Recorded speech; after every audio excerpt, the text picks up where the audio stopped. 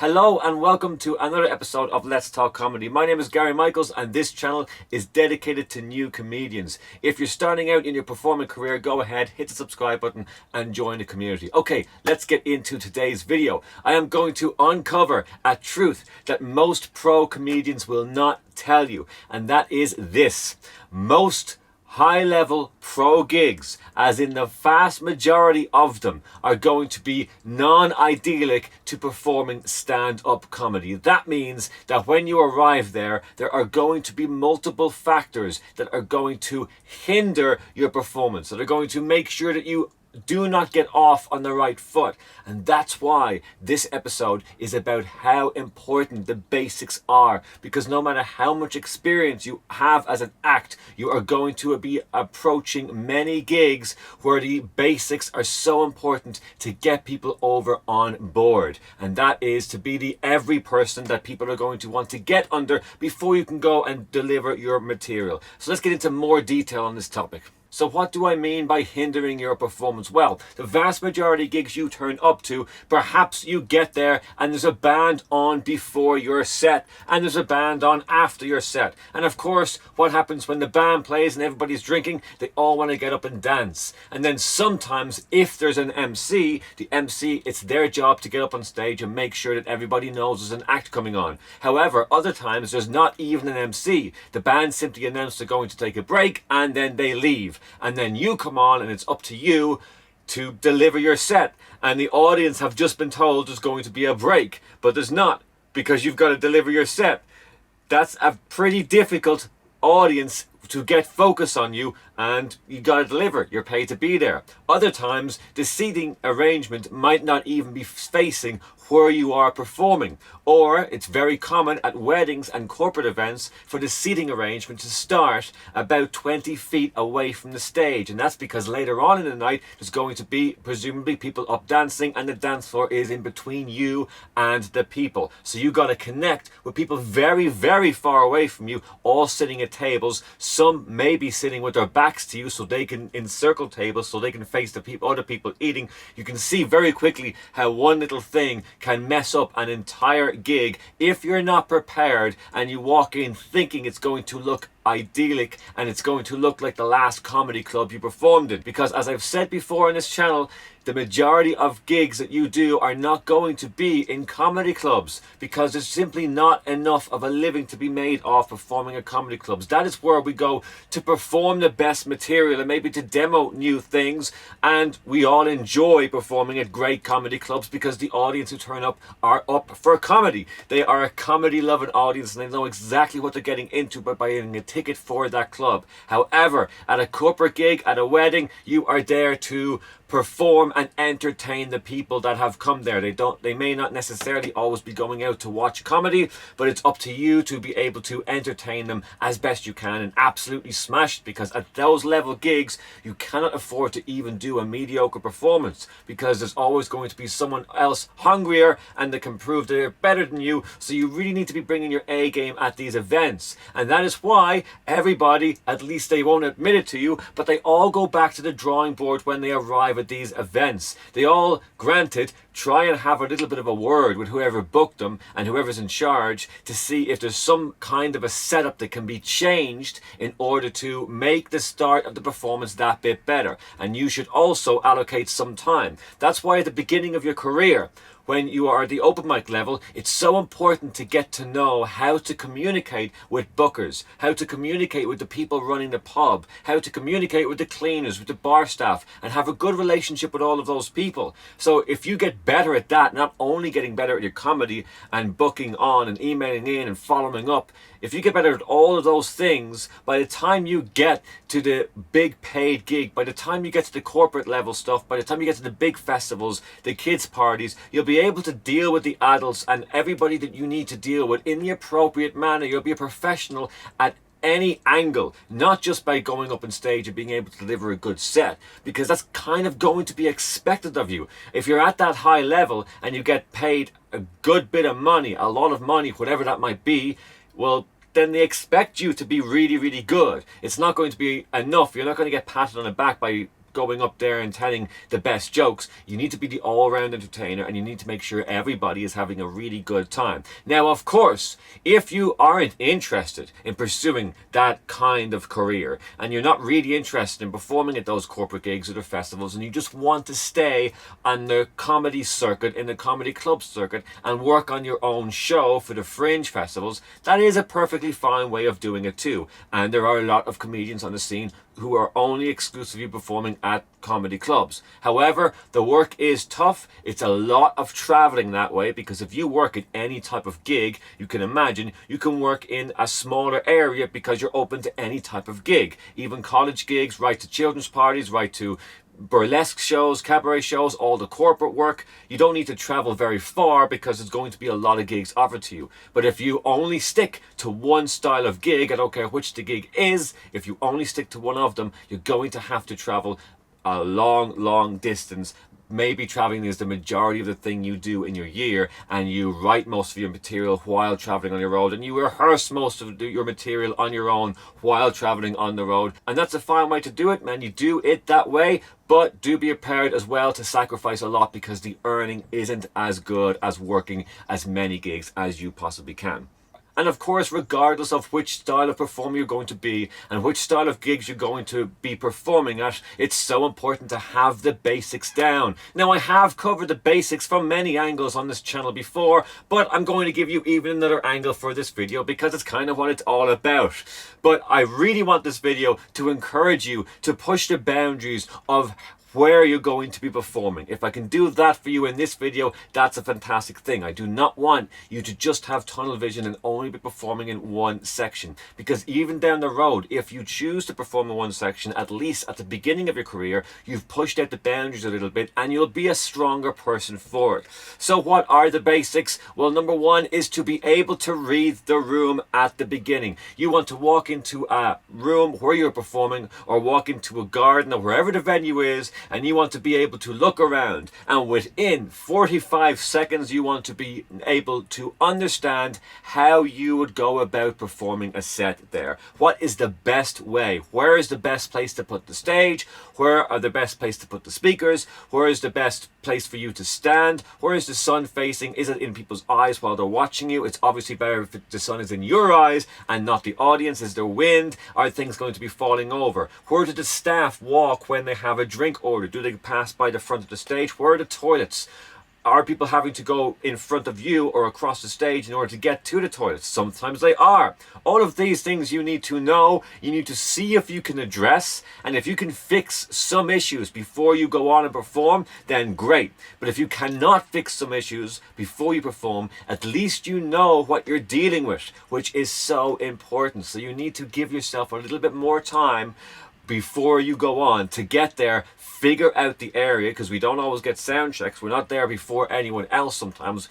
Sometimes it's kind of quick in and quick out. But when you arrive, take a few brief moments just to get yourself aware of what is working for you and what is working against you, so that when you go on stage, there's no other surprises, and you can try and get the focus on as best you can. And that brings me to going on to stage. Perhaps if there's no MC and it's just you and there's a band on, for example, I'll solve this one for you, or I'll try to. A band are playing and they take a break. What you want to do is give yourself a little bit more time before you start the set by announcing that there's going to be a comedian starting in about 3 minutes time. Rather than just going straight into your set and trying to get people's attention while they're getting up just after the band is finished, you've announced it's going to happen in a very brief moment of time. It just gives people a few moments just to get ready for your set, just to maybe run to the bar, maybe have a quick conversation with whoever they're sitting with. Do anything just to break the tension and have some space between the activity, which in this case was the band, to you. A nice transition. And you can also get some humor out of the fact that you are announcing yourself on. Perhaps you want to play the part of the host, of the MC, and it looks like you're going to bring on an act. And of course, when you walk up, it's very clear that you just introduced yourself, and depending on how creative you want to play that, you can get a lot of humor out of that too. And Obviously, at the beginning, I always say the same thing at any gig, certainly difficult gigs where the audience need a little bit more time to get on board. You're going to start by talking about the surrounding that you are all in, because that is the thing you all have in common. Now, some acts like to immediately start talking to the people in the front row, in the second row, and that's a perfectly fine way of doing it also. However, I would suggest that an even stronger way, before you open up dialogue with the audience, if that's how you like to play it, an even stronger way is to make fun, slight humorous remarks about the venue you are in. Doesn't matter what venue it is, because that is another thing you can do when you arrive to the venue. Not only are you taking into consideration what is working for you and what is not working for you, you're also taking into consideration a few jokes that you can say about the surrounding. Perhaps a few things that are not working for you can be made into a joke by telling the audience that this is the kind of gig that you're going to have to perform in. There's a lot of humor in that also, by just being honest with the setup that you've given and how it's not going to affect you, because we're all going to come together as an audience and enjoy some great comedy. And that would be a very supportive way of bigging yourself up to the audience. Or you can say, well, this is the kind of rubbish I've come to expect at these kind of gigs, and you want to have a tongue-in-cheek and a smile on your face and be able to get away with saying those things, because you don't want to be downplaying the gig too much and coming across like you think you're worth more than that gig. But you can get away with it if that's the style of comedy you like to perform, and either of those styles is perfectly fine. At least you're addressing it from the beginning and bringing everybody in together, because they all have that in order as well. Usually things that hinder the performer from performing their set is also hindering the audience from enjoying the performer's set. So you kind of all have that in common, and by you announcing it and making a bit of fun of it, making light of it, well, it's going to address something that the audience are all thinking about, and they can all relax and possibly laugh together about it. And then slowly but surely you can, if you want, open up dialogue with the audience, or you can just go into your set you can just go into your set and start on your written and prepared material. Another tip that is so beneficial to you is to invest in a small amplifier and a microphone and a mic stand. That way you can perform a stand-up comedy show absolutely anywhere, and it doesn't need to be the best of the best equipment. It just needs to be solid enough to get you through a pretty big gig. So you can ask in the store, if you're buying an amplifier, how many people would this small battery powered amp support, how many are going to be heard you, and depending on what kind of gigs you normally get the one that suits you best. And there are so many great battery powered amplifiers out there at the moment that you can just charge up in between gigs and away you go. Not only does this enable you to be able to perform comedy anywhere, but it also enables you to be able to perform comedy when something goes wrong, which is a lot of the time. Sometimes you arrive at a venue and they don't even have the sound engineer working that day because they didn't think they would need to, because comedy can be done anywhere, and they don't even think you might need a microphone. All of these crazy things do happen, and they happen at gigs and in venues that you think would be on top of all that. Never assume that there's going to be all of the appropriate technical equipment there for your gig. There should be, but just sometimes there isn't, and it's just the way it is. And it can be for any excuse from the manager or from the person on the door that night saying, oh, we don't have that because of this. It doesn't matter what the reason is. The reality is your gig is in jeopardy because it's not there. There's no technical equipment. So if you are in the performance stage and getting booked at all of your own gigs and you're turning up and perhaps you're the only comic on the bill, it is a very smart investment to invest in a decent microphone with the lead into the amplifier and a mic stand, and away you go. You can walk up to any venue and there's never going to be any issue if something isn't working or if something simply isn't in the venue when you get there. And as I said, even if you want to do an impromptu gig anywhere at all, you're on the road somewhere and you're stopping over in a town, and you can turn up, and if somebody says, oh, I'll pay you this if you put a comedy night on here, you can put a comedy night on just like that, and it has served me very well. When I was traveling with the street show, to have all my gear with me in a box anyway, and every now and then at hostels and at pubs and at hotels around Europe, they thought, what a fantastic idea, this guy's staying here for a few days, let's have a show. And I entertained everyone in the place and perhaps got a few extra days for free, staying in the accommodation, or maybe I got a small bit of money, all that kind of good stuff. It's up to you to do the good dealings with the bar and the venue then, but you cannot go wrong by investing in a little bit of equipment for yourself so you can always perform at show. So to recap very quickly, you've got yourself a gig and you turn up. All of the chairs are facing in the wrong direction and there is no platform for the stage, it's just on the ground. So therefore, even if people do turn around, you only have the first 3 rows being able to see you. What do? Well, if there's no amplifiers and you have to get that set up, well, that's something you can do very, very quickly on your own. However, you can also have a brief word with the manager of anybody running the gig on that night and ask them. However, you can also have a brief word with the manager or anybody running the gig on that night and ask them if they have any kind of a stand whatsoever, even if it's a few beer crates lying around that you can put together in a secure way and you can stand on that. Any kind of a platform that is going to make it absolutely much better gig for you when you start to perform. So already you've tried to fix the issue by just talking to someone who works in the venue. Also, you can say to the people, is it all right if we turn all the chairs around for just before I go on? If all of these things aren't all right, you have the ability to just try and make it happen when you get on stage. So you've entered the room, you've sussed out what needs to be done, and you've asked the manager if they can fix it before you go on stage. If you cannot, well then it's up to you to fix it on stage. So you get on stage and you start doing material about the room. You do your best to make sure you are likable at the beginning and don't focus too much on being the funny, because if you keep just talking about things in the room that are working for you and not working for you, they are going to warm up to you a little bit and you are going to be funny in a process. Don't worry too much about your material, that will come later when they are all on board. Instead, you're going to address most of the issues, if not all of them.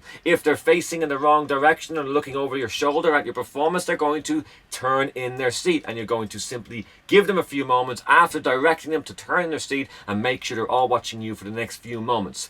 If you're booked to do half an hour or 20 minutes, don't tell them that. Just say, turn and watch my set for the next few moments and you're going to be entertained. There's no need to tell them how long it's going to be because you do not want them thinking, oh, this might go on for too long. You want to trick them into it and entertain them enough so that they don't even realize the time going by. And when they finally do shimmy around in their seats and they're all facing you, if there's nothing else that needs addressing, then you can start to do even more crowd work, even more room work, all the material you want about that, and then at your own time, at your own leisure, go into the material you have prepared. If there are still some things that need addressing, well, they've turned around in their chairs, they've shown you the first bit of commitment that they have for your show, which means they have more time. You don't need to rush into your material just because they turn around and they're all facing the right direction. If there's something else that needs addressing in order to make it better, perhaps the spotlight is facing the wrong direction, or perhaps you're only halfway in the spotlight, or maybe one of the amplifiers could do with being turned around slightly so that the audience at one section of the room can hear you a bit better,